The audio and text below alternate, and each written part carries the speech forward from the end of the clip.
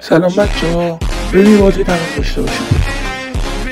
این یارو همه که مطمئن بودید این ویدیو رو لایک کنید، انرژی بگیرید.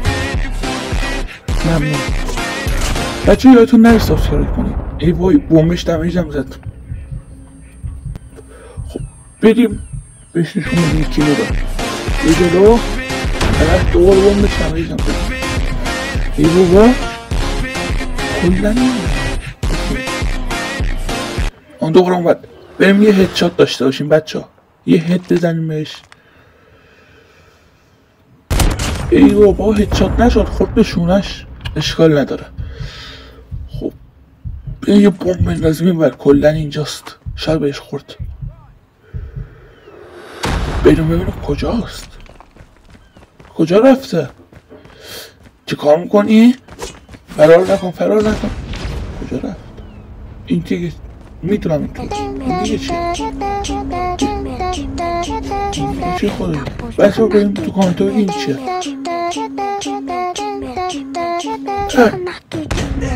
شانسم بازی لایک شد و اگر نمیتونستم بزنمش. خب با نایف کلا ما میریم جلو، ولی خب اسنایپرم دیر زد و اگر من دوستر زده بودم. نایف هم من کلا بهتره، ولی با اسنایپرم خیلی بازیمون خوبه و اسنایپرم دیر کار میکنه. خب چی شد؟ من یه لحظه لایک شدم. اینجاست، بسیم پشت خواهیم میشیم. کجایی؟ ای بابا این شاتخانه رو داره، خیلی شاتخانه خوبیه. بریم سری بزنیم یکی زایش کنیم. حریف ما نمیشه دیدی. بذار ببینیم چون کار کنیم. یه فینیشر رو بخوام بگیرم که نمیذاره خودش، من بیام بزنمش دیگه. حالا اگه تونستم توی ویدیو این فینیشر رو حتما براتون میکنم، حتما. ولی شما قول بدید اگه تونستم فینیشر بگیرم سابسکرایب کنم. خب اسنایپر میگوی بسته تمام. خب فعلا امتیاز من بیشتره. کجایی؟ کلا نایفم خیلی خوبه. کجاست؟ الان از سمت چپ میاد احتمالا. ای بابا یادم رو خوب اسنایپر کنم. درست سریع بریم سراغش. یه چپ همین جایی زدیمش. وای نیستی بریم دوباره ریوایل شد. یه بریم سراغش. نیستش یادم یه خورده بگرده بریم کجاست. راستی بخشید این با صدای واقعی خودم بود.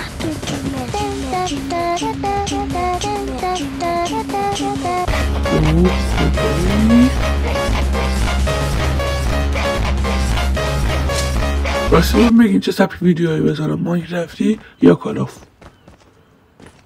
اونجاست، شات کنم بکشم بیرون. یه هیت باید بزنم با شات کن. کجایی؟ نیستش رفت. چرا نمیزندم؟ ای بابا اون اسنایپر داره، من شات کن. خوب نامردیه. بریم سراغش. بچه راستی اگه کانالمون به 50 تا سابسکرایب برسه یکی از آیدی جیمیل اکانتم رو بهتون لو میدم. جیمیل هم بهتون لو میدم، توش چند تا سی پی دارم، میتونید استفاده کنید. یکی از اکانتم. خب کجایی؟ بریم سراغش. اینم ضربه آخره، یه فینیشر بگیریم واسه ضربه آخر. کجا؟ یکی گفتی نو. بچه سابسکرایب کنید. نتیجه 14 به 12.